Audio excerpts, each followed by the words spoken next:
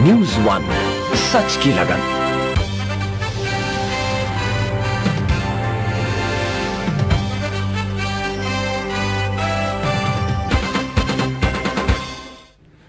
अस्सलाम वालेकुम जी, प्रोग्राम देख रहे हैं आप सियासत और पाकिस्तान। मैं हूं फैसल रहमान, लाइव इस्लामाबाद स्टूडियो से जी, न्यूज वन पर। आज के हमारे जो प्रोग्राम का मौजू है नाजरीन, वो फिर हम बात करेंगे। कल भी हमने बात की थी इजरायली एग्रेशन की, इजरायली हमले की फलस्तीन के इलाके पे, जिसमें अब तक तकरीबन जो इस वक्त तक जो इतलात मौसूल हुई हैं उसके मुताबिक तकरीबन 380 से जायद अफराद शहीद हो चुके हैं एयर स्ट्राइक्स में जो इजरायली तैयारों की वजह से हो रही हैं, और तकरीबन 2000 से ज्यादा अफराद इसमें शदीद जख्मी हैं।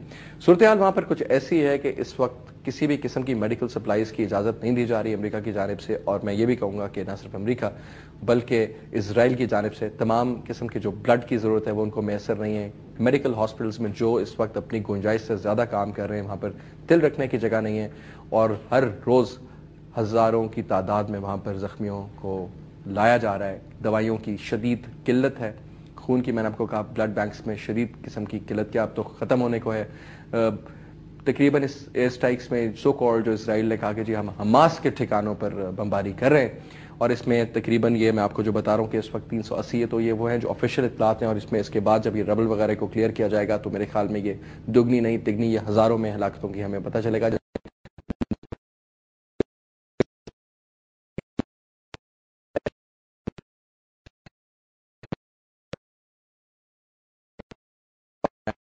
दिया गया कि दहशतगर्द तंजीम है और लिहाजा इसके साथ वही सलूक किया जाए जो किसी भी दहशतगर्द तंजीम के साथ किया जाए। तो इस हवाले से भी आज के प्रोग्राम में गुफ्तगू की जाएगी कि यह आया कि अगर ये जमहूरी अमल था तो या तो फिर वो पूरे का पूरा मुल्क जो है वो टेररिस्ट है, और अगर वो टेररिस्ट नहीं है तो फिर जमहूरी अमल का कोई फायदा नहीं था।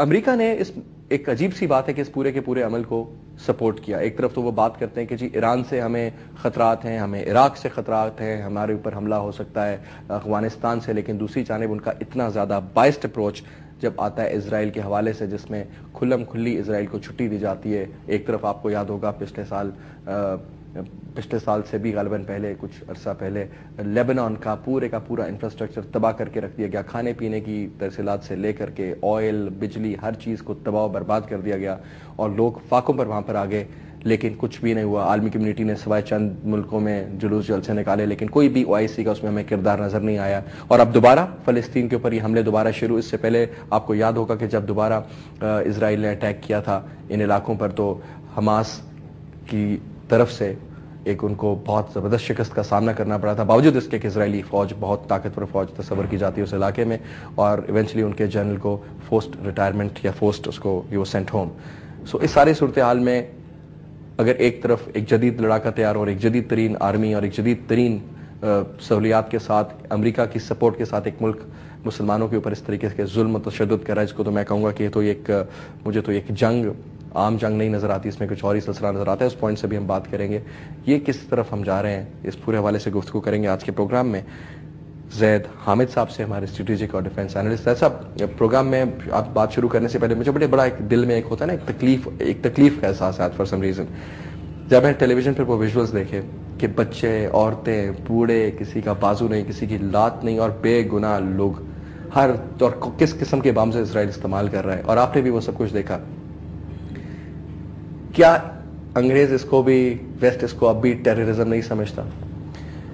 देखिए फैसल, इसमें तो कोई शुबा नहीं है कि हमें रूहानी तकलीफ पहुंच रही है। इस वक्त हमारे वजूद का एक एक हिस्सा कर्रा रहा है, तकलीफ में है इस बात से कि 20 लाख फलस्तीनी मुसलमान उस गाजा की पट्टी में बंद हैं। यानी गाजा की पट्टी के बारे में थोड़ा सा पहले हम बताएं लोगों को कि 46 किलोमीटर लंबा वो समुद्र के साथ एक पैच है, जो बास जगह सिर्फ 6 किलोमीटर चौड़ा है या 12 किलोमीटर चौड़ा है।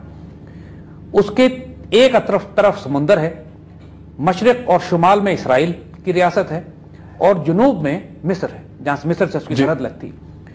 इस 20 लाख की आबादी को एक पिंजरे में बंद करके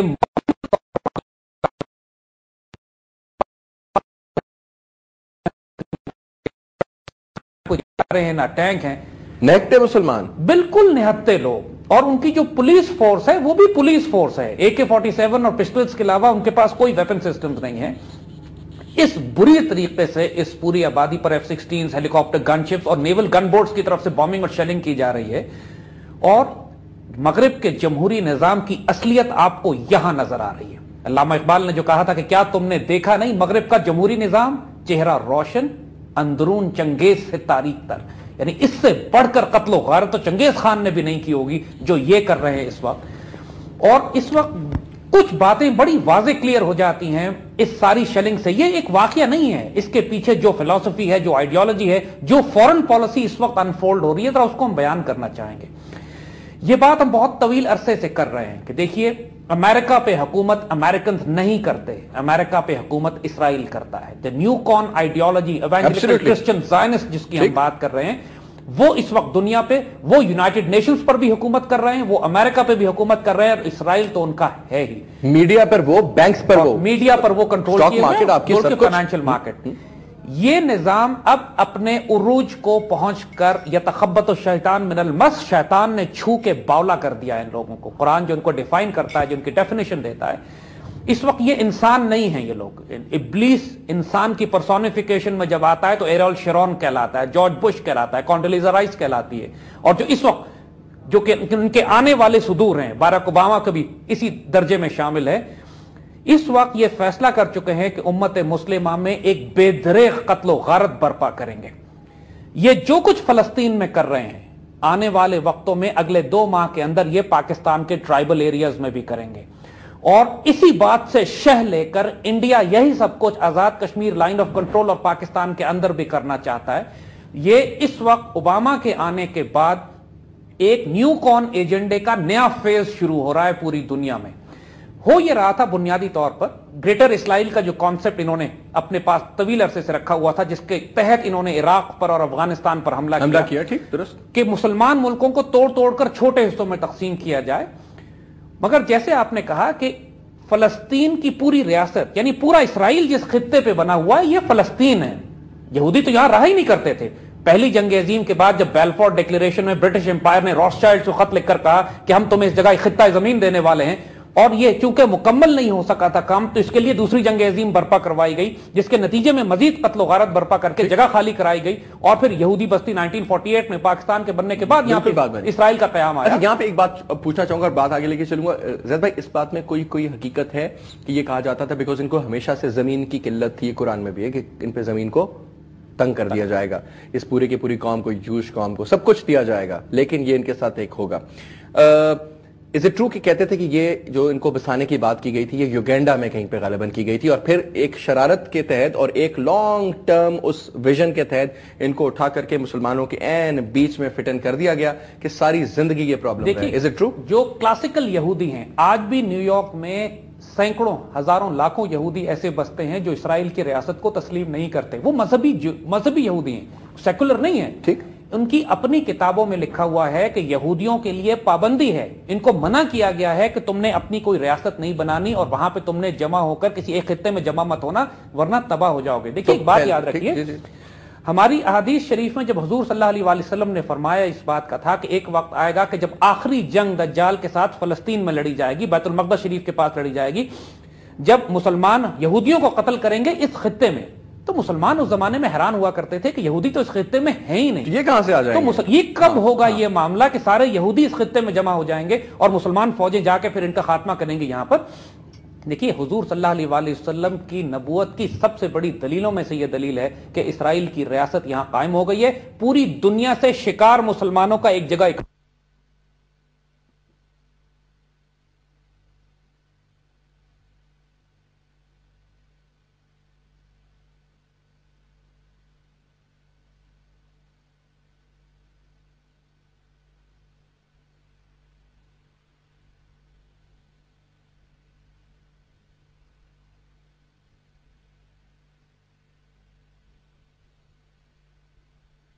जिस तरह किसी ईसाई मसलक का यह अकीदा नहीं है कि जब तक ग्रेटर इसराइल नहीं बनेगा उस वक्त तक ईसा अलैहिस्सलाम का ज़हूर नहीं होगा।